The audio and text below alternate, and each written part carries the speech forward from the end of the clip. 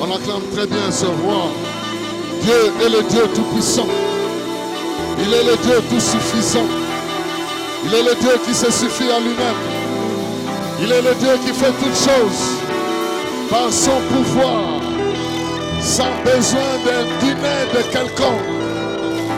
Il est grand, il est fort, il est haut, il est éternel. Il est le Dieu de l'éternité. Il est l'ancien des jours. Il ne connaît pas les jours. Oh, celui qui existe de par lui-même. Celui qui n'est pas la fabrication des hommes. Celui qui ne peut pas être pénétré dans son existence. Alléluia. La gloire te soit rendue pour des siècles et des siècles. Ton nom est élevé au-dessus de tous les noms, au-dessus des temps, au-dessus des circonstances, au-dessus des pouvoirs.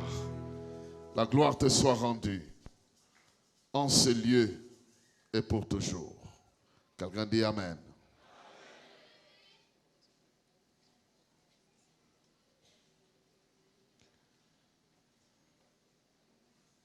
On a besoin du propriétaire du véhicule Isuzu pick-up, immatriculé 3745 AE01. Le protocole a besoin de cette personne-là, Isuzu pick-up 3745 AE01. Je crois qu'il y a des dispositions à prendre. Ceci va nous pousser à acquérir tous les environs ici pour ne plus avoir besoin de parking sur la rue. Nous devons agressivement prendre possession de ce coin ici, si pas de tous ces quartiers-là, parce que cela est possible. J'ai déjà commencé à prier pour ça. Y a-t-il quelqu'un qui m'accompagne dans cette prière-là? On va faire un pas ici, un pas là-bas. Moins qu'à 1, 2, 3, 4, 5, 6, 7. Ah, bah mieux qu'à Ezogo Barisamagara, bah mieux qu'à. Et puis, c'est tout. Que Dieu vous bénisse. Nous voulons ouvrir nos Bibles dans les livres de l'évangile de Luc, chapitre 9, versets 28 à 36. Luc, chapitre 9, versets 28 à 36. C'est l'histoire de la transfiguration. J'ai la version du semeur, Luc chapitre 9, versets 28 à 36. Nous lisons ceci. Environ 8 jours après cet entretien, Jésus prit avec lui Pierre, Jean et Jacques et monta sur une montagne pour aller prier. Pendant qu'il était en prière, son visage changea d'aspect. Ses vêtements devinrent d'une blancheur éblouissante. 2 hommes s'entretenaient avec lui, Moïse et Élie, qui resplendissaient de gloire. Ils parlaient de la manière dont Jésus allait achever sa mission en mourant à Jérusalem. Pierre et ses 2 compagnons étaient profondément endormis. Quels compagnons de prière! Mais quand ils s'éveillèrent, ils virent la gloire de Jésus et les 2 hommes qui étaient avec lui. Au moment où ces hommes se séparaient de Jésus, Pierre lui dit, « Maître, il est bon que nous soyons ici, il est bon que nous soyons ici. Nous allons dresser 3 tentes, une pour toi, une pour Moïse et une pour Élie. » En fait, ils ne savaient pas ce qu'il disait.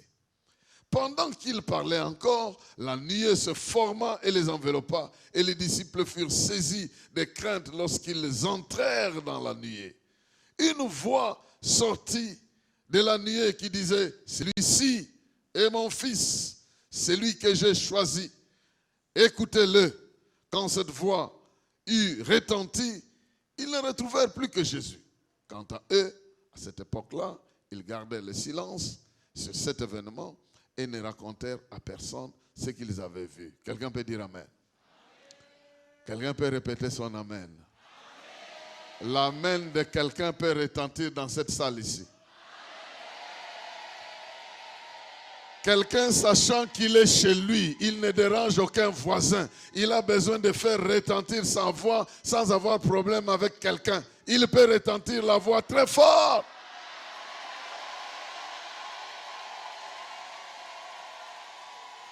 Dieu te bénisse. Pendant que tu cries ce mot-là, que le plan de Dieu s'accomplisse dans ta vie. Que ce qui était caché soit révélé. Et que ce qui est révélé soit consommé. Amen. Nous nous retrouvons ici, bien-aimés dans le Seigneur, devant un récit de la transfiguration. Et l'on doit se poser la question.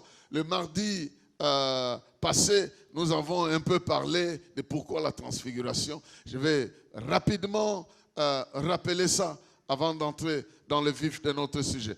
On est dans le droit de se poser la question, pourquoi au fait la transfiguration?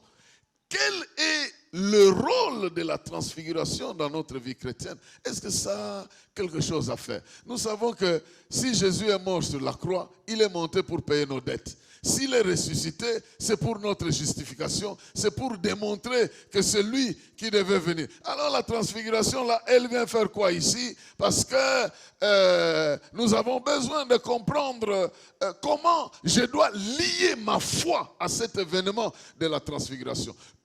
Tous les récits de la Bible, tout ce que la Bible nous raconte a pour objectif de nous aider à comprendre comment nous pouvons appuyer ou nous devons nous accrocher, nous attacher à ces choses-là, aux vérités qui sont derrière ces récits-là.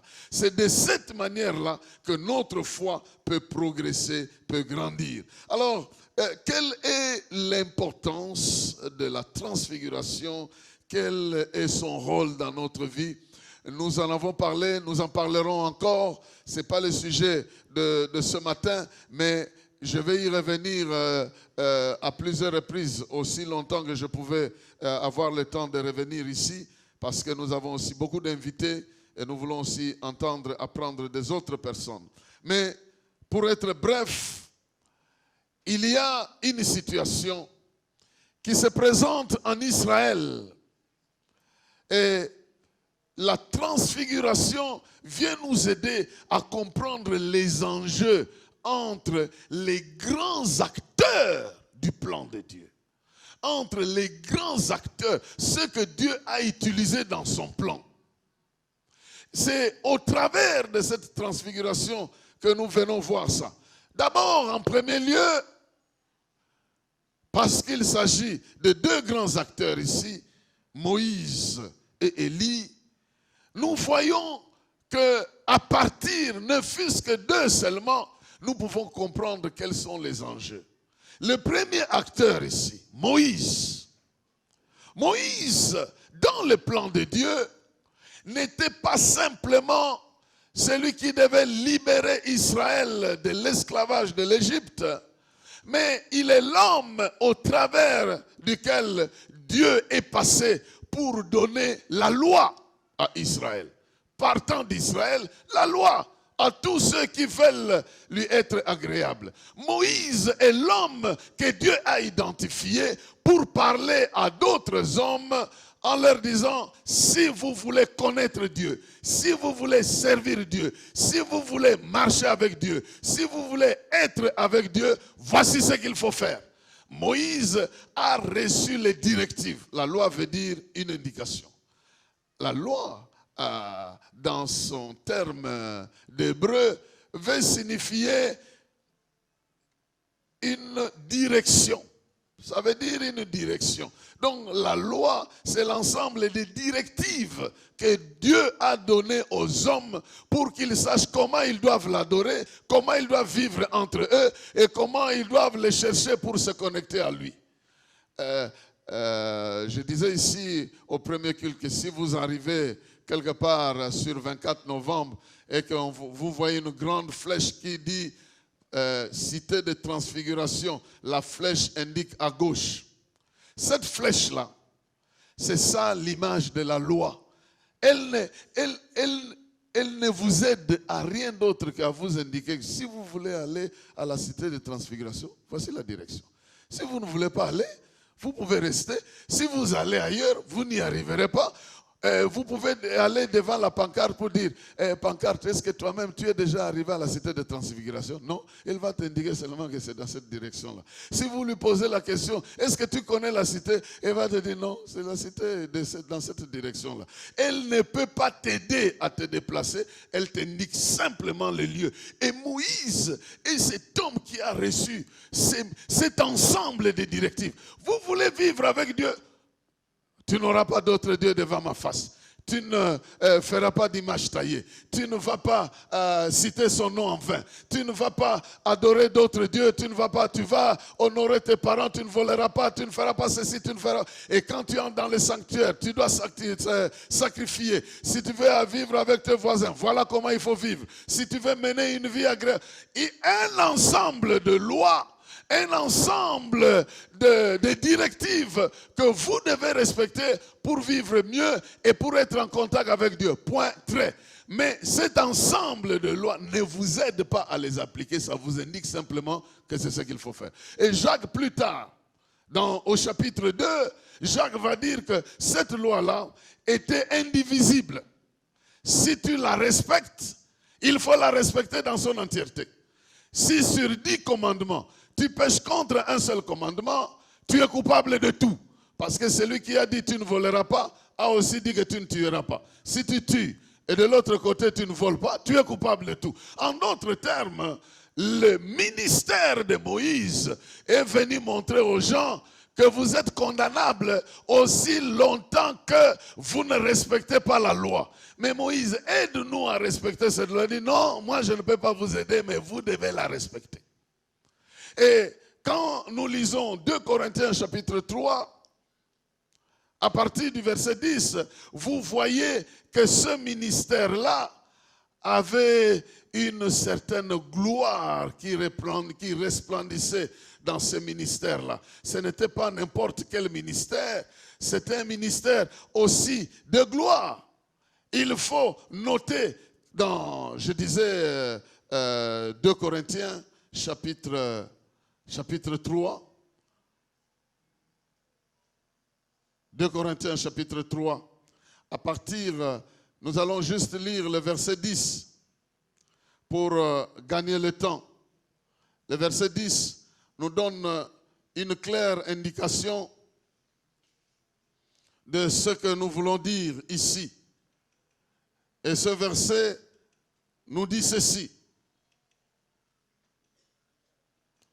D'ailleurs, à partir du verset 9. En effet, si le ministère qui a entraîné la condamnation des hommes a été glorieux, combien plus glorieux est celui qui conduit les hommes à être déclarés justes. On peut même dire que cette gloire du passé perd son éclat quand on la compare à la gloire présente qui est bien supérieure. Mais un peu plus loin, au verset 7, si nous reculons, si nous lisons cela, le verset 7 dit « Le ministère de Moïse au service de la loi, dont les lettres ont été gravées sur les pierres, a conduit à la mort. » Cependant, ce ministère a été glorieux au point que les Israélites n'ont pas pu regarder Moïse en face à cause de la gloire pourtant passagère dont rayonnait son visage. Tu dis Amen. Voici son ministère. C'est un ministère qui est venu pour prouver aux gens qu'ils sont incapables d'obéir à la loi.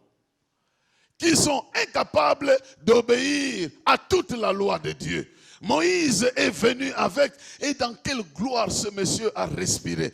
Un monsieur, il a été d'abord récupéré, un monsieur de 80 ans, incapable de bien parler, bègue, mais récupéré, avec toute sa faiblesse, même s'il n'était pas capable de tenir une phrase entière devant Pharaon, mais ce qu'il déclarait arrivait, parce qu'il était un oint de Dieu, plein de puissance, de la part de Dieu. Il était conducteur d'un ministère. Et avec ça, il a bougé l'Égypte. Vous imaginez, il lève son bâton, c'est le feu qui descend, c'est les fourmis qui envahissent, c'est des crapauds qui envahissent le pays, c'est des poux qui envahissent Il suffisait qu'il fasse un geste, ce monsieur-là, et tout le pays était envahi par le geste parce que il était loin. Il avait l'autorité, il avait le pouvoir. Son petit bâton a ouvert la mer Rouge. Son petit bâton a provoqué que l'eau sorte du rocher. Son petit bâton là a fait faire des choses incroyables. Et c'est un monsieur qui ne consultait pas Dieu n'importe comment. Il montait sur la montagne, il y restait 40 jours, 40 nuits. Il parlait avec Dieu et Dieu dit qu'il n'a jamais parlé avec un homme comme il parlait avec Moïse. Par les prophètes, il passait par les songes, mais Moïse, il parlait avec lui comme un homme parle à un homme. Quel privilège il avait. Il n'est même jamais mort comme nous d'une maladie ou je ne sais pas quoi. Il a disparu comme ça. Et c'est parmi les rares personnes dont nous voyons le corps être disputé par des anges. Satan vient réclamer son corps et les anges sont obligés. Un monsieur qui a vécu comme toi et moi, ses ossements deviennent l'objet de disputes. Les anges se battent pour ça. Où est-ce que vous avez vu ça? Un monsieur plein de gloire, mais même alors, c'est Jude qui est en train de dire que Satan s'est disputé avec l'ange Michael, le corps. Il n'a jamais été enterré par les hommes. Il était enterré par Dieu lui-même. Il est monté sur la montagne. On ne sait pas comment il a terminé sa vie là-bas. Mais la Bible dit que Moïse est monté sur la montagne. Il a disparu de là. Mais il a été enterré dans la vallée. C'est qu'il est monté. Il est mort dans la montagne. Et il a été récupéré, pas par les hommes, par les anges qui l'ont enterré. Quelqu'un peut-il avoir le privilège d'être enterré par les anges? Vous pouvez vous imaginer. Et on ne sait même pas comment les choses se sont passées. Mais ce monsieur qui a eu ce ministère-là, qui s'est imposé dans la vie des enfants d'Israël, il savait que c'était un grand monsieur. L'on peut parler de tout le monde, pas de Moïse. Ce que Moïse a prescrit, c'est ce que nous devons appliquer. Donc jusque-là, l'administration du peuple de Dieu était selon les ordonnances que Dieu leur a données par Moïse. Malheureusement, ces ordonnances ne les avaient jamais rendus meilleurs. Malheureusement, ces ordonnances n'avaient pas résolu leurs problèmes. Malheureusement, ces ordonnances étaient arrivées à la fin de leur exercice. Un autre système devait prendre la place. Maintenant, pour qu'un autre système prenne la place, il faut que la personne qui doit remplacer Moïse soit vraiment une personne digne de confiance. Parce que Moïse, nous avons vu sa gloire. Parce que Moïse, nous avons vu ses effets. Qui est celui-là qui viendra dire que Moïse, ce qu'il a fait était petit? Il faut qu'il soit grand. Voilà pourquoi, pendant que les disciples étaient en train de dormir,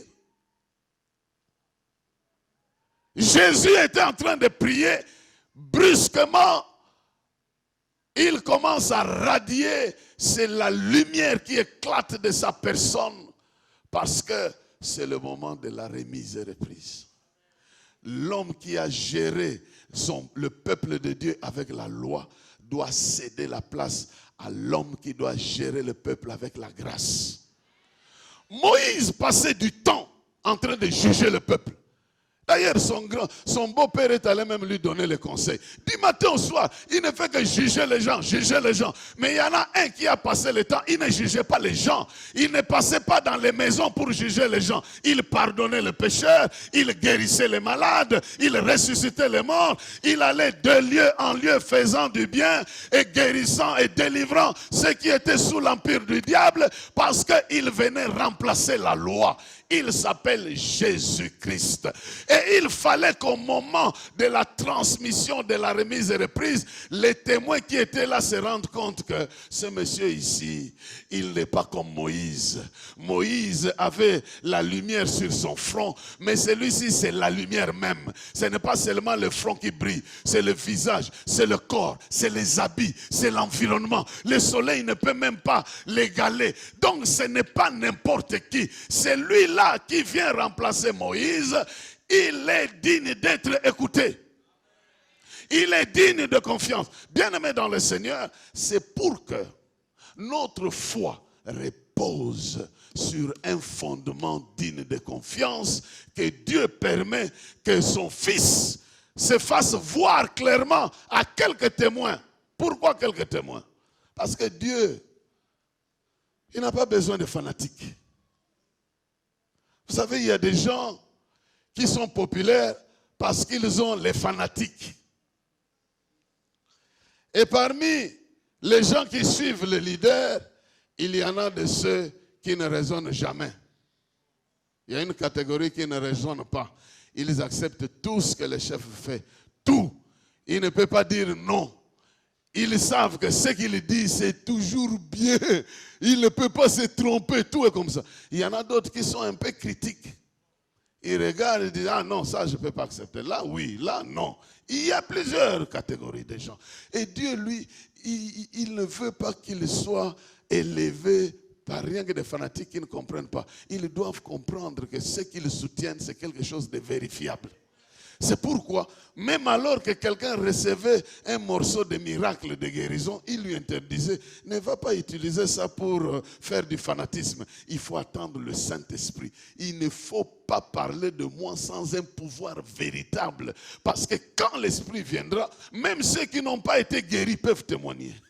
Peuvent témoigner parce que c'est la présence de l'Esprit qui rend quelqu'un témoin. Ce n'est pas parce que j'ai vu quelque chose, mais parce que j'ai reçu celui-là qui a été promis. Comme il est en moi, la promesse se vérifie, alors je peux parler de lui.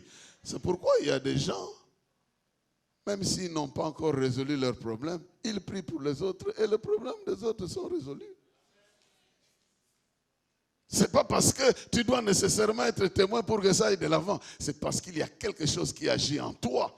C'est comme ça que Dieu a prévu les choses. Alors voilà, Moïse était considéré comme très élevé. Et chaque fois qu'il y avait des contradictions parmi le peuple, dès qu'on citait Moïse, tout le monde se taisait. Et ici, il faut que celui qui vienne prendre la relève et remplacer Moïse soit plus glorieux que Moïse. On doit le voir. Alors qu'ici, on voit que c'est un jeune homme qui a commencé à fabriquer le bois là-bas avec son père, en circulant ici. Qu'est-ce qui nous prouve que ce jeune homme ici, c'est vraiment lui qui doit venir? Voilà pourquoi la transfiguration vient fixer les choses pour dire, celui que vous voyez en train de circuler, ce n'est pas n'importe qui. Ça, c'est le premier élément. Le deuxième élément, c'est un élément qui vient de la part des prophètes. À cette époque-là, ça c'est vraiment de l'histoire biblique que je suis en train de vous raconter, mais ça fait partie de l'évangile. Vous devez comprendre le fondement avant qu'on puisse atterrir. À cette époque-là, lorsque la loi était utilisée en Israël, il n'y avait que deux types d'autorité. Il y avait le roi, il y avait les sacrificateurs. C'est eux qui devaient appliquer les lois que Moïse a laissées. Mais malheureusement, et le roi et les sacrificateurs ont commencé à bafouer la loi.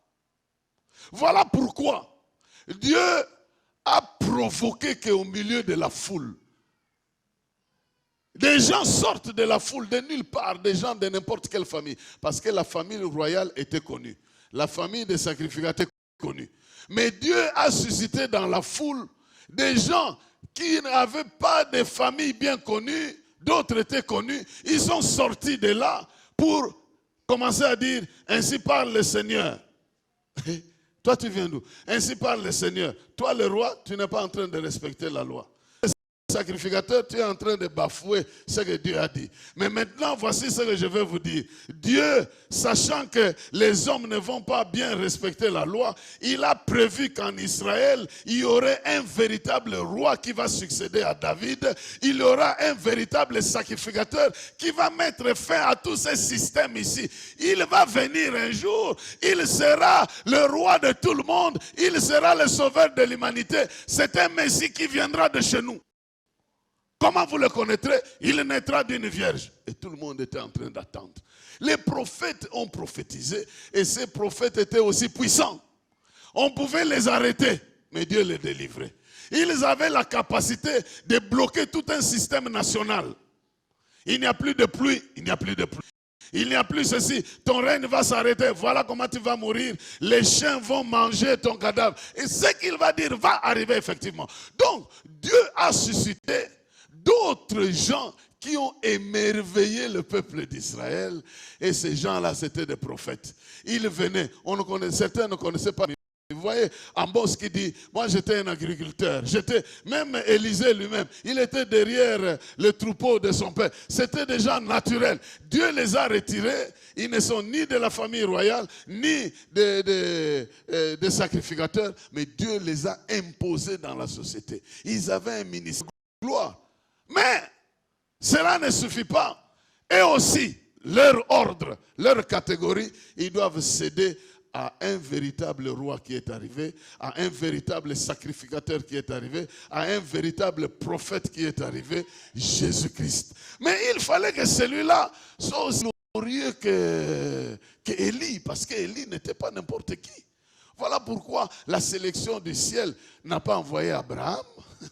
On pouvait envoyer Abraham, mais Abraham n'avait aucune remise et reprise à faire avec Jésus-Christ parce que la foi devait être continuée en Jésus-Christ. La remise et reprise n'était pas au niveau de la foi, c'est pourquoi Abraham n'est pas venu. La remise et reprise était au niveau des systèmes des prophètes qui protégeaient la loi et des systèmes de la loi qui amenaient les gens à la condamnation pour qu'un nouveau système arrive. Avec une seule personne qui embrasse tous les titres. Il est lui-même le souverain sacrificateur. Il est lui-même le principal prophète qui inaugure une nouvelle école de prophètes.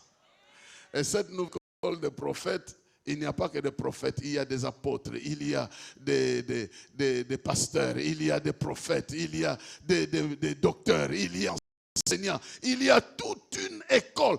L'Église enferme plus de qualités que les petites écoles de prophètes qui existaient à l'époque d'Élisée. Et tout ça, il fallait que celui qui prend la place puisse être plus glorieux que les autres. Et à partir de ce jour-là, c'est pourquoi Luc ici dit, Pierre était embrouillé. Et il veut dire, nous restons. Si nous faisons 3 maisons, Luc dit, il ne savait pas ce qu'il disait. Il était embrouillé, il dormait et brusquement il voit qu'il y avait une grande lumière qui brillait et ce n'était pas le soleil, ce n'était rien d'autre que Jésus-Christ qui s'est manifesté dans sa gloire. C'est comme ça qu'on l'a toujours vu. Les anges n'étaient pas impressionnés parce qu'ils le connaissaient déjà comme ça avant qu'il ne vienne sous la forme d'un homme. C'est les hommes qui à découvrir. Or, il est écrit que Dieu habite une lumière inaccessible. Vous ne pouvez même pas accéder à cette lumière-là parce que elle n'est pas supportable par les êtres humains. Bien-aimé, j'ai simplement introduit en disant que comme Moïse était de gloire, comme les prophètes étaient des hommes de gloire, celui qui prenait leur place ne devait pas être inférieur à eux. La transfiguration vient nous aider à comprendre que celui qui était là était véritablement Dieu. Alors je ferme la parenthèse.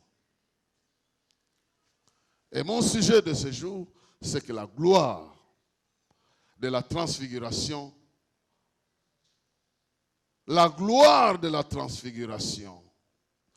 annule toutes les autres gloires, avale toutes les autres gloires, domine toutes les autres gloires. La gloire de la transfiguration domine toutes les autres gloires. Amen. Je pouvais même m'arrêter là et m'asseoir. Mais je vais donner quelques commentaires. Quelques commentaires pour démontrer que cette gloire-là, elle domine toutes les autres gloires. Pourquoi elle domine toutes les autres gloires? La raison est simple. Celui qui a cette gloire-là n'est pas un homme, c'est Dieu.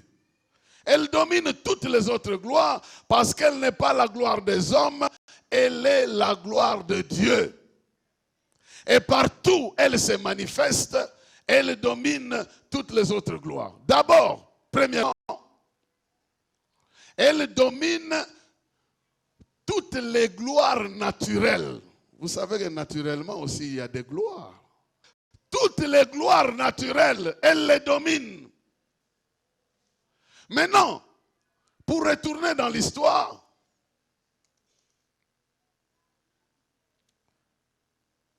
les chercheurs, ceux qui aiment fouiner la Bible, ont découvert que la montagne dont il est question ici, c'est le mont Hermon. La montagne dont il est question ici, c'est le mont Hermon. Et le mont Hermon avait une grande signification pour le peuple d'Israël. Mais la gloire de Jésus vient dominer ça. Le mont Hermon, c'est à ce niveau-là. C'est une montagne de plus de 3000 mètres. Plus de 3000 mètres. Et au bout, il y a toujours la neige. Et comme il y a toujours la neige, ça impressionnait tellement les gens, la blancheur de cette neige-là. Et quand vous lisez Marc, il dit que la blancheur des habits de Jésus dépassait la blancheur de la neige. Parce que ce qui les impressionnait naturellement était dominé par la gloire que Jésus était en train de manifester en ce moment-là. Donc, le mot signifiait beaucoup de choses pour Israël. La première chose, la source du Jourdain, c'est à partir d'Hermon. La vallée d'Hermon offre des sources pour le Jourdain. Si Jourdain est très important pour Israël, Hermon représente la source de Jourdain. Et ici, Jésus a une gloire plus que ce que le Jourdain représente pour Israël. C'est le Jourdain qui donne la fertilité. Ça vient d'Hermon. C'est le Jourdain qui donne la facilité au peuple d'Israël de faire le commerce. Ça vient de l'Hermon. C'est le Jourdain qui a été utilisé des fois comme lieu de miracle. Il y a des gens qui ont été guéris dans le Jourdain. Il y a des gens qui ont vu leur faire surnager à partir du Jourdain. Mais là, le Jourdain en question a sa source au niveau d'Hermon. Donc Hermon était respecté à ce niveau-là. Mais le jour où les disciples ont vu la gloire de Jésus, ils ont dit donc lui aussi est la source de fertilité. Il est plus fort que la source des miracles. Il est plus grand que Hermon qui nous impressionne. Hermon était aussi synonyme de bénédiction. Si vous lisez le psaume 133, le verset 3, le psaume 133 n'a que 3 versets. Qu'il est bon pour les frères de demeurer ensemble. C'est là que l'Éternel répand sa bénédiction. Il est dit que c'est comme la rosée d'Hermon qui descend. C'était impressionnant. Ça avait l'image de la bénédiction. Mais maintenant, cette image-là est changée quand ils sont en train de voir le Seigneur Jésus avec sa gloire dominer la gloire de la montagne qui a toujours impressionné les autres. Le temple de Salomon a été construit par du bois qui venait de cet endroit-là. Donc, d'une manière ou d'une autre, la montagne avait l'importance. Écoutez-moi ce que je vais vous dire. Tous les lieux qui vous ont impressionné vont cesser de vous impressionner lorsque Jésus va manifester sa gloire à cet endroit-là. La gloire de Jésus domine toutes les gloires naturelles. Toutes les gloires. Si tu as été impressionné en entrant dans la maison de quelqu'un, la gloire que Dieu va te donner va t'amener à dépasser la gloire qui t'a impressionné. J'aimerais dire à quelqu'un que là où tu as admiré, Dieu va te dépasser ce niveau-là. La gloire que Dieu veut manifester dans ta vie, elle doit déjà dépasser tous les milieux que tu as déjà admirés. J'aimerais proclamer dans ta vie que tout lieu que tu as admiré sera inférieur au lieu que tu vas posséder. Oh non, je ne sais pas si tu comprends ça. Tout lieu physique, naturel que tu as admiré, ça ne t'appartient pas. Mais ce qui va t'appartenir sera plus grand que ce que tu auras admiré. Parce que Hermon n'appartenait à Pierre, mais Jésus était en communion avec Pierre. La gloire d'Hermon naturelle n'appartenait pas à Pierre, mais la gloire spirituelle de Jésus-Christ lui appartenait. Il a reçu ça, c'est pourquoi lui aussi pouvait dire, je n'ai ni or ni argent naturellement, mais ce que j'ai, je peux transformer ça en quelque chose de visible, je te le donne au nom de celui qui est glorieux. Il est le roi de gloire. J'aimerais dire que naturellement, la gloire de Dieu va t'impressionner. Elle sera plus impressionnante que l'ordonnance de ton médecin. Elle sera plus impressionnante que les produits naturels.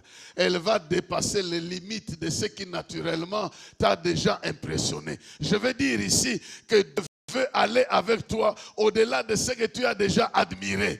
La hauteur de la montagne ne signifiait plus rien parce que Pierre a commencé à dire, nous allons bâtir ici. Où est-ce que tu auras l'autorisation de bâtir? Il s'en fout. Mais il sait que ici, moi, je dois bâtir parce que ce que je vois est extraordinaire. On lui dit non. Au lieu de bâtir ça ici, c'est dans ta vie que cette gloire veut être transportée. Cette gloire ne restera pas sur cette montagne. Elle veut aller avec toi partout où tu veux aller. Et il ne s'agit pas d'Élie, ni de Moïse, ni de qui d'autre, mais il s'agit de seul Jésus-Christ. Les autres, naturellement, ils vont disparaître. Seul Jésus restera. J'aimerais dire que les gens qui t'ont impressionné dans ta vie vont disparaître. Là où Jésus va t'impressionner. L'impression ou la puissance que Jésus va déployer dans ta vie va te faire oublier tout ce que les autres ont déjà fait pour toi, parce que l'heure est venue où il y aura une remise et reprise entre ceux qui avaient l'impression d'autorité dans ta vie et Jésus-Christ. Il y a des gens qui t'ont impressionné parce qu'ils t'ont habillé pendant 20 ans. Mais Jésus va t'impressionner parce qu'il va te faire un habilleur des autres pendant autant d'années. Est-ce que quelqu'un est présent? Il y a des gens qui t'ont impressionné parce qu'ils t'ont engagé. Ils sont supérieurs. Il suffit qu'ils donnent un ordre, tu es en train de trembler. Mais là où Jésus intervient, il te donne l'ascendance sur ceux qui t'ont engagé. Ceux qui t'ont engagé pourront voir qu'il y a quelque chose que je n'ai pas dans la vie de celui-là. Est-ce que les secrétaires n'ont jamais intercédé pour les directeurs? Ils sont guéris. Et en ce moment-là, de quelle manière on va te donner une mise à pied? Ça deviendra très difficile. Hein? Ça deviendra très difficile. Très difficile. Moi, j'ai commencé le travail avec un chef qui était bébé spirituel. Il venait toujours demander la prière. Moi, j'étais un agent intercontinental. Les gens, la responsable de ce service-là venait toujours. Ah, frère, est-ce que tu peux prier pour moi? Je ne savais même pas. D'ailleurs, des fois, on était en train de prier, elle cherchait les versets de la Bible. Je me rappelle la fois, il disait, Seigneur, tu as promis, Seigneur, d'ailleurs, tu as dit dans ta parole. Et puis elle me demande, qu'est-ce que le Seigneur a encore dit dans...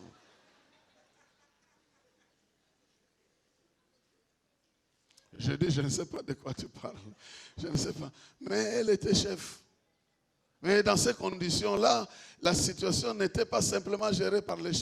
J'aimerais dire à quelqu'un, ce qui t'a impressionné naturellement va changer parce que Jésus qui entre dans la scène de ta vie te fera faire des remises et reprises naturellement. Quand il entre dans la scène, il y a remise et reprise de gloire. Remise et reprise de gloire. Je vais dire ce qui t'a impressionné, qui est au niveau des hommes, cessera de t'impressionner. Parce que Jésus va faire de sorte que par toi, il fasse passer plus de gloire que ce qui t'a impressionné. Ceci vaut dans les familles dans lesquelles vous vivez, dans les bureaux dans lesquels vous travaillez, dans l'environnement dans lequel vous évoluez. Ce qui vous a impressionné fera la remise et reprise avec vous. Il y a même des partenaires ou même des concurrents qui vous ont impressionné parce que leur chiffre d'affaires est très très grand. Ça vous a impressionné, mais je dis à quelqu'un ici que ça va changer. Ça va changer. Ça va changer parce que le temps de la transfiguration, quand Jésus entre en jeu dans ta vie, les discours changent. Les discours changent. Nous avons vu sa gloire. C'est ce qui fait qu'un Pierre, on le jette dans le cachot. Il dit, moi je ne suis pas connecté au Sanhédrin. Moi je suis connecté à celui qui est au-dessus de Sanhédrin.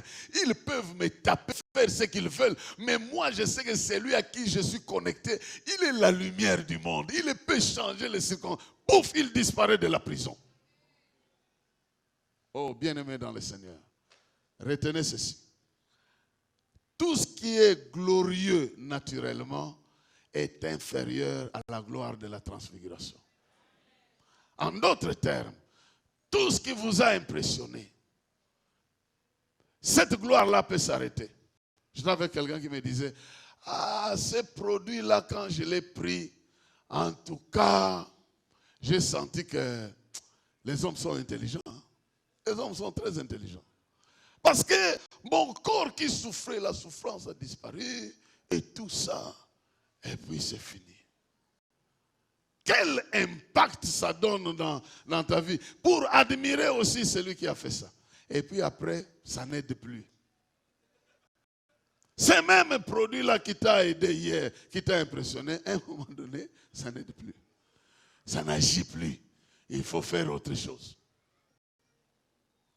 Mais le grand docteur, celui qui est capable d'aller, non pas simplement soigner les malades, mais ressusciter les morts.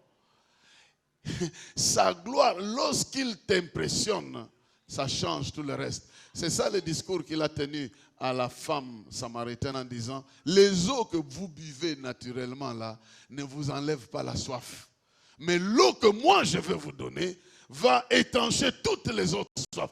Je prie que Jésus t'impressionne d'une manière à éliminer tous ceux qui t'ont impressionné.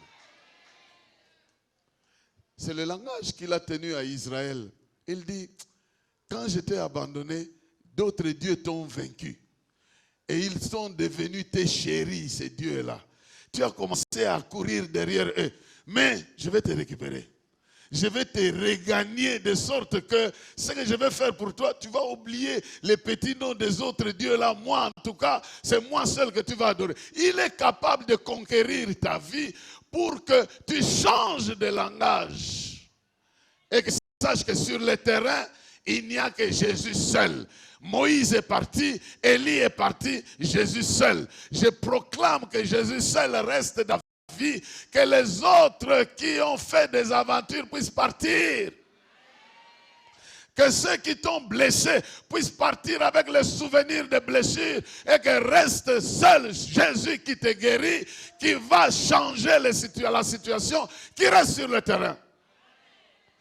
Que tous ceux que tu as portés dans ton langage, qui t'ont impressionné négativement, qui t'ont indisposé, qui t'ont bloqué, puissent disparaître et que Jésus seul puisse rester sur le terrain. Il était resté seul. Moïse était parti, Élie était parti, il était resté seul. Ça c'est le premier niveau. Le premier niveau de la gloire de la transfiguration, c'est un niveau qui nous permet de transcender toutes les autres gloires naturelles que nous voyons. En tout cas, que la gloire de Jésus dépasse la gloire de l'argent, la gloire de l'or, la gloire des possessions matérielles, la gloire de toutes les autres choses qui peuvent nous impressionner.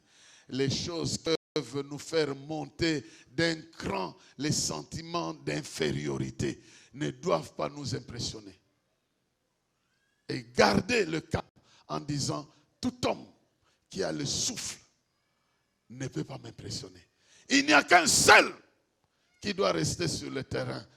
C'est pourquoi, quand vous avez une parcelle d'autorité, ne méprisez pas les gens. Ne parlez pas n'importe comment. Restez normal, parce que vous êtes humain. Il n'y a qu'un seul qui peut parler différemment, sans être contredit. Donc, je proclame qu'ici, il y aura des autorités qui vont venir dans la suite. Vous savez, ça a commencé comme ça. À un moment donné, ici à l'IS, on dira que le parking sera plein, le parking sera... Ça commence à se remplir. À cette époque-là, on n'était même pas des parents, on était des étudiants. On commençait à dire, bientôt là, il y aura des endroits ici. Maintenant, je vois les gens en train de circuler. Il laisse cette voiture-là, il prend l'autre là. Je sais d'où nous venons.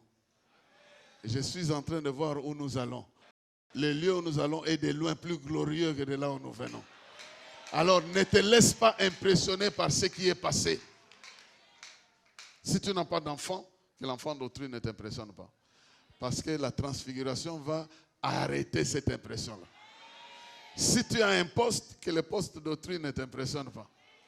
Si tu n'es pas marié, que le mariage d'autrui ne t'impressionne pas. N'est-ce pas, ma fille? Voilà. Que le mariage d'autrui ne t'impressionne pas. Parce que ton tour va au... Et sur le terrain, il n'y a que Jésus qui est resté. Et c'est ça qui doit rester sur votre vie, lui seul. Je vais regarder à lui. Je vais compter sur lui. Lui seul a le pouvoir de me remettre sur le chemin pour que je ne puisse pas me laisser impressionner par n'importe qui. Deuxième élément. Deuxième élément.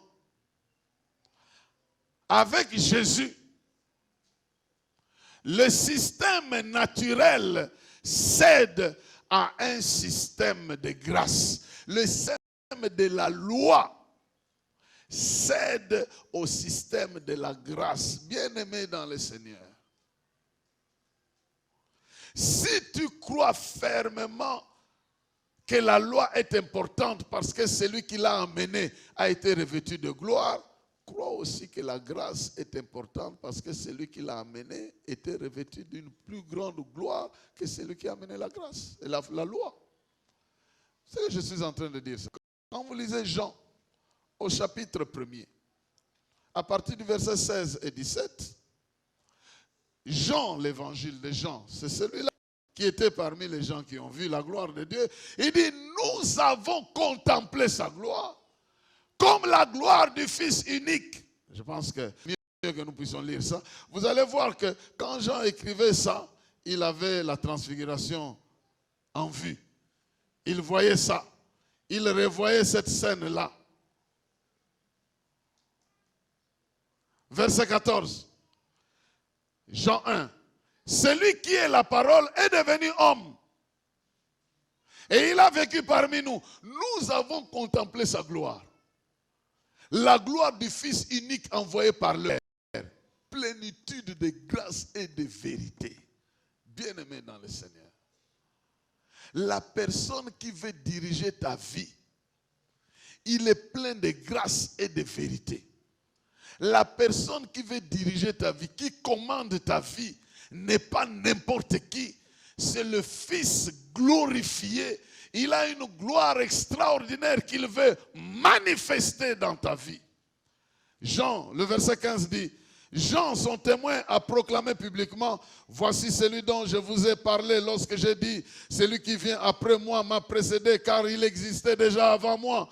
Nous avons tous été comblés de ses richesses. Il a déversé sur nous une grâce après l'autre. En effet, si la loi nous a été donnée par Moïse, la grâce et la vérité sont venues par Jésus-Christ. J'insiste parce que pendant cette période, tous ceux qui ont appliqué tout ce qu'il faut appliquer et n'ont jamais réussi, savoir que le temps de la grâce a sonné pour vous. Peut-être que vous avez des problèmes. On vous a dit, il faut prier 6 fois. Vous avez prié 6 fois. Il faut dormir par terre. Vous avez dormi par terre. Il faut prier en langue. Vous avez langué. Il faut prier en dialecte. Vous avez dialecté, si ça existe. Vous avez fait tout. Et rien ne marche. Vous êtes arrivé, vous avez épuisé les formules. Vous avez fait ce que vous devrez faire. Maintenant, vous êtes arrivé à un moment où toutes ces lois-là ont arrêté leur capacité d'intervenir. Il faut maintenant que la grâce intervienne. Et celui qui vous fera grâce, il n'est pas un homme. Il est Dieu, Et vous avez besoin de lui faire confiance. Oui, vous avez pris tous les produits. Vous avez des maladies là qui exigent les produits. C'est des règlements des hommes. Vous avez suivi à la lettre. Mais à un moment donné, le produit cesse son efficacité. Et tu commences à te dire, maintenant, comme ce produit-là n'agit plus dans mon corps, donc cela veut dire que je vais continuer à être malade. Non! Tourne tes regards vers celui qui accorde la grâce. Il est la source de la vie. Il est la vérité et il est la vie. La loi ne fait qu'indiquer, mais elle ne peut pas vous amener là-bas. C'est Jésus qui est le chemin, c'est lui qui est la vérité, c'est lui qui est la vie. Tu peux lui faire confiance qu'il va te conduire par la grâce, sans que tu sois digne de recevoir ça. Donc avec lui commence une faveur qu'on n'a pas méritée, une faveur qu'on n'a pas méritée. Si tu n'as pas réussi avec tes efforts, c'est que tu es candidat à une faveur que tu n'as pas méritée. Si tu n'as pas réussi avec les efforts des autres, c'est que Jésus veut venir manifester sa gloire dans ta vie pour te dire, avec les autres ce n'était pas possible, avec moi c'est possible. Tout ce que nous sommes en train de dire ici élargit le fondement de ta foi. Te fait croire que ta situation peut changer. La source de votre foi est déterminante pour la qualité de votre foi. Parce qu'il y a des gens qui sont sûrs. Comment tu sais que tu vas voyager? Ah non, parce que mon oncle m'a dit que je vais voyager. Ok. Mais si tu apprends la nuit que l'oncle est tombé malade, donc tout le programme que tu avais là tombe malade. Quelqu'un est présent? Mais si ta foi est basée sur celui qui ne peut ni souffrir, ni dormir, ni faire quoi que ce soit, il est d'éternité en éternité le même. Il a la capacité d'accomplir ce qu'il proclame. Tu ne seras pas n'importe qui. Bien-aimé dans le Seigneur, le temps est venu pour que nous fassions un pas de plus au-dessus de nos habitudes pour commencer à croire que je peux devenir de loin meilleur à ce que je suis. Est-ce qu'il était plus grand que Barthélemy? Non. Est-ce qu'il était plus éduqué que Matthieu? Non. Mais c'est la grâce. Il a vu ça. Il a vu ces choses. Matthieu aussi avait sa grâce. De sorte qu'ici, c'est Matthieu qui écrit. C'est sûr qu'à un moment donné, Pierre a commencé à leur raconter. Vous savez, un jour, nous étions partis à tel endroit. Voici ce qui est arrivé. Lui-même n'a pas écrit ça. Mais Luc a écrit ça. Il n'était pas là. Matthieu a écrit ça. Il n'était pas là. Jean n'a pas raconté ça. Mais il a pris ça sous une autre manière. Marc n'était pas là. Il était toujours avec Pierre. C'est comme un assistant de Pierre. Il a écrit parce que Pierre lui a raconté. Bien-aimé dans le Seigneur, j'aimerais vous dire que rien ne doit limiter votre espérance. Nous sommes dans une semaine où nous devons pousser notre espérance pour commencer à croire à des choses auxquelles nous ne sommes pas habitués. Saisis l'insaisissable, vois l'invisible, accepte l'inacceptable, crois à l'incroyable. Que l'impossible devienne possible dans ta vie parce que ça répond à la dimension et à la hauteur de la gloire de la transfiguration. Et la dernière chose, non seulement que cette gloire, elle domine sur les limites de la loi, mais cette gloire domine sur les limites des prophéties. De tout ce que nous avons entendu, même si ça vient des gens qui nous connaissent ou qui ne nous connaissent pas.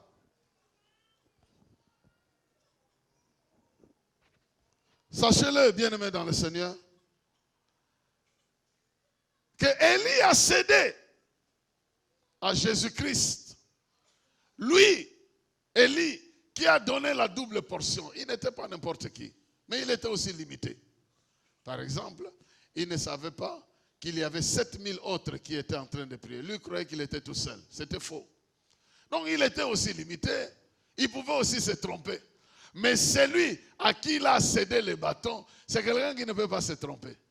C'est quelqu'un qui fabrique des prophètes capables de prophétiser dans leur propre vie. Voilà pourquoi j'aimerais dire qu'avec Jésus, la dimension de la proclamation de la parole devient une dimension généralisée.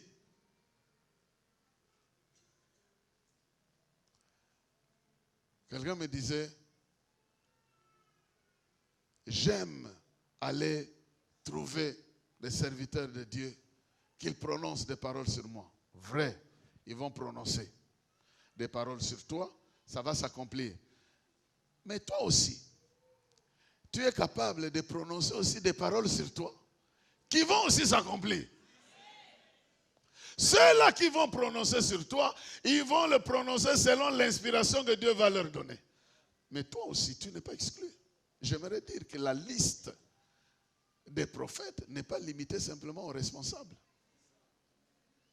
La liste des prophètes est étendue jusqu'à vous, là, là. Parce que cette prophétie, c'est la proclamation de ce que l'on croit selon l'inspiration de l'Esprit de Dieu. Tu parleras, tu imposeras les mains sur le malade, tu changeras les conditions. De la même manière que l'atmosphère d'Hermon, de la montagne a changé, de la même manière que là où tu es, avec les déclarations, tu peux changer les conditions. Ici, c'est Dieu qui a changé. La nuée est descendue et la parole est sortie. Retenez ce principe-là. Retenez ce principe ici. Retenez ce principe. Quand la parole sort, c'est que la nuée est déjà descendue. Retenez-le. C'est très important pour toi. Quand la parole sort, celui-ci est mon fils bien-aimé, écoutez-le. C'est que la nuée était déjà venue. C'est la nuée qui les a enveloppés. Et puis la parole est sortie. En d'autres termes, je suis en train de dire ceci. Si Dieu te dit de faire quelque chose, avant que tu le fasses, il vous enveloppera déjà de sa gloire. C'est ce que je suis en train de dire. Avant que tu déclares ça, la gloire de Dieu aura déjà rempli ces lieux-là. Et quand tu vas parler, les gens seront déjà dans cet environnement-là. Parce que ce que tu dois dire viendra rencontrer les dispositions que Dieu a déjà prises. N'est-ce pas qu'il est écrit que même quand on vous enverra dans les tribunaux, ne commence pas à réfléchir, qu'est-ce que je vais dire? Parce que ce que vous direz vous sera donné sur les champs. Le terrain sera déjà bien préparé.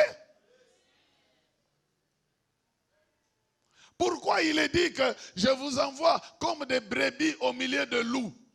Parce que c'est un terrain où le loup ne mangera jamais les brebis. Les conditions sont déjà réglées. Il suffit que la brebis fasse un cri. Le loup sera obligé de prendre sa garde parce qu'il sait que les cris des brebis invitent les bergers. Je n'ai pas besoin d'avoir de problème avec les bergers. Je dois laisser les brebis tranquilles. Alors j'aimerais dire à celui qui t'attaque qu'il n'a pas affaire à toi parce que tu es la brebis sur le terrain. Il aura affaire à ton berger. Ton berger va intervenir parce qu'il a déjà préparé les conditions sur le terrain. Même si tu restes une brebis, tu n'es pas une brebis égarée, tu es une brebis contrôlée. La satellite spirituelle céleste, elle sait où tu te trouves, elle sait qui t'entoure, elle sait qui t'envie, elle sait qui veut faire des choses contre toi. Cette satellite-là a déjà branché des anges. Ils sont dans les environs invisibles, mais ils sont présents. Dès que quelqu'un veut faire quelque chose, il a à voir avec ces gens-là. C'est pourquoi prophétise. Nous sommes dans une période où tu te regardes toi-même, tu dis tu es béni. Tu fais comme David. Mon âme bénit l'Éternel. N'oublie aucun de ses bienfaits. C'est lui qui t'a fait ceci, c'est lui qui a fait cela. Il prie à qui? Non. Il se bénit lui-même. Vous payez un transport pour aller chez quelqu'un pour recevoir la bénédiction. Commencez d'abord à vous bénir vous-même. Ces choses-là ont leur signification, mais ça n'exclut pas votre propre bénédiction vous-même. Vous êtes capable de vous regarder dans le miroir et puis vous commencez à annuler tout ce qu'on a dit. Tu es beau, tu es belle. Non, moi je t'ai béni, tu es comme ça. Je parle à quelqu'un ici. On a dit que tu as un gros nez. Non, non, non. Ce nez-là, c'est Dieu qui l'a placé là-bas. Il y a quelqu'un qui va être content de ce nez-là quelque part. Bientôt, tu vas trouver des candidats. Et je te bénis au nom de... Et puis tu sors. Et puis plus tard, tu vas... La même chose que les gens ont insulté là, c'est la même chose qui va régler l'affaire. Je parle à quelqu'un ici. Non, les frères ne savent pas qu'on fait déjà des prières compliquées pour les embrouiller. Depuis des temps anciens, ils vont commencer à... La même chose. C'est ça la loi de la résurrection. Là où tu as été enterré, c'est là que tu sortiras. Là où le corps a été enterré, méprisable, c'est là qu'il sortira glorieux. C'est la loi de la... Là où les gens t'ont insulté, et la chose là qu'ils ont insulté, c'est la chose là que Dieu va toucher pour te bénir. C'est la même chose là. C'est la même chose. Et ce qu'on nous disait ici hier. La Marie là, qui était l'amertume. On ne sait même pas pourquoi on lui a donné ce nom. Mais ce nom veut dire quelqu'un qui n'est pas dans la joie. On pouvait lui donner un autre nom. Amer. Amer. Oui. Viens. Amer. Oui. C'est comme ça qu'on l'appelait. Mais un jour, elle dit, je suis la bienheureuse. Tout le monde m'appellera bienheureuse. Simplement parce que celui qui change les conditions était là dans le ventre. Elle le transportait. Elle avait même la capacité de bousculer les autres enfants qui étaient dans le ventre des autres personnes. La Marie là, elle touche sa tante là. L'enfant la reconnaît que... Mais j'aimerais dire à quelqu'un ici. Là où on s'est moqué de toi là, la même chose là, c'est ça qui va servir. C'est la loi de la résurrection. On est enterré méprisable, on ressuscite glorieux. Et Dieu parviendra à aider quelqu'un, à savoir que la gloire de la résurrection, la gloire de la transfiguration, c'est une gloire qui domine toutes les autres gloires. Avec la gloire de la transfiguration, tout ce qui m'a impressionné naturellement ne m'impressionnera plus. Seul Christ. Avec cette gloire-là, toutes les choses qui m'ont limité ne me limiteront plus. Toutes les lois ne me limiteront plus. Parce que je transcende ces lois-là avec la grâce de Christ. Par cette gloire de la transfiguration, toutes les paroles qui ont été prononcées contre moi, les mauvaises, sont changées par une seule qui dit, une seule loi, écoutez-le. Toutes les lois antérieures ont changé. Dieu a abrogé toutes les ordonnances. Il dit, à partir d'aujourd'hui, écoutez-le. Et ce que Christ me dit, c'est ce que j'accepte. Ce que Christ me dit, c'est ce qui est vrai. Or, lui, il me dit qu'il m'a délivré, il m'a sauvé, il m'a pardonné, il m'a libéré, il m'a transformé. Il est allé me préparer une place de gloire. Je vais passer l'éternité avec lui. Donc, je suis sur un schéma qui démontre que je n'ai rien payé pour avoir tout ça. Mais tout ça m'est accordé par la grâce. Que Dieu vous bénisse.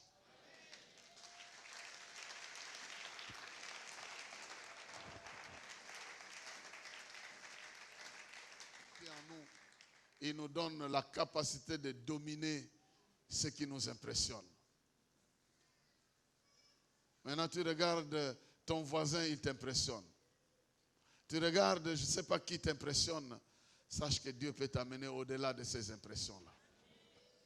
Et commence à dire au Seigneur, je ne veux plus être impressionné par n'importe qui. Je veux être impressionné par toi. Apporte dans ma vie des choses qui me font oublier tout ce que le monde est en train de me présenter d'impressionnant. Même ce qui m'a déjà étonné moi-même permet que j'accède à des choses plus étonnantes encore. Plus étonnante encore. Prie le Seigneur. Qu'il t'accède à des choses plus étonnantes encore.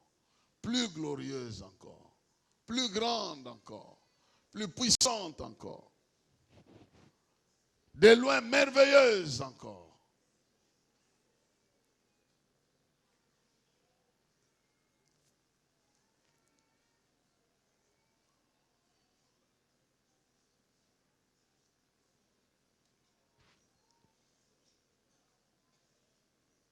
Va au-delà de ce qui t'a impressionné. Ne t'arrête pas. Crois au-delà de celui qui t'intimide. Ne te laisse pas intimider.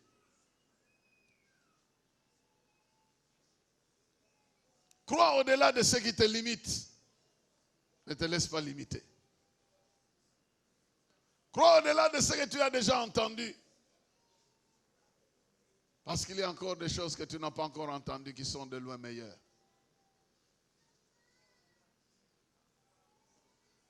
Glorifie ton nom, Seigneur, au milieu de ton peuple, en accordant une grâce excellente à chacun de nous. Que là où nous sommes, au niveau où nous sommes, ta gloire nous pousse encore plus loin. Si nous étions à un niveau inférieur, tu nous amènes à un niveau supérieur, quel qu'en soit le milieu dans lequel nous sommes. C'est cela aussi la manière dont tu fais venir ton royaume. Que ton royaume vienne, que ton règne se manifeste partout où tes enfants se trouvent, afin que les petits rois qui nous ont impressionnés puissent céder et reconnaître que nous avons le roi des rois, le Seigneur des seigneurs. Bénis ton peuple qui a entendu cette parole au nom de Jésus-Christ. Amen.